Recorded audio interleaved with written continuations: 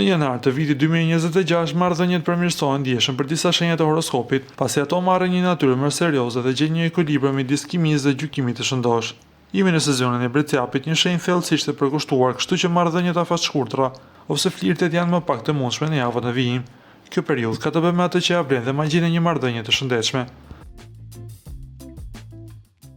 Gaforia. Po e ktheni vëmendjen tuaj te kuptimi i dashurisë së vërtetë. Po hyni në një periudhë lumturie të mundshme romantike. Do të përjetoni një trazire të konsiderueshme në marrëdhëniet tuaja ndërsa fillon viti 2026 dhe do të shihni përmirësime. Energjia Briciapit sjell marrëdhënie të reja dhe ju mëson vlerën e dashurisë së vërtetë. Me 5 planete përfshir Venusin në shtëpinë tuaj të jetës romantike, vëmendja juaj është e përqendruar vetëm në përvojat tuaja emocionale.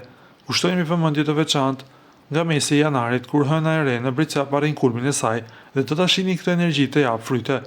Ky është një fillim i ri që është i përkushtuar, serioz dhe nderon llojin e marrëdhënies që meritoni. Peshorja. Mëson të mbrosh veten në mënyra që nuk i ke bërë më parë. E kupton që kufit janë të rëndësishëm dhe nuk ke pse të pranosh çdo dashuri që të del përpara.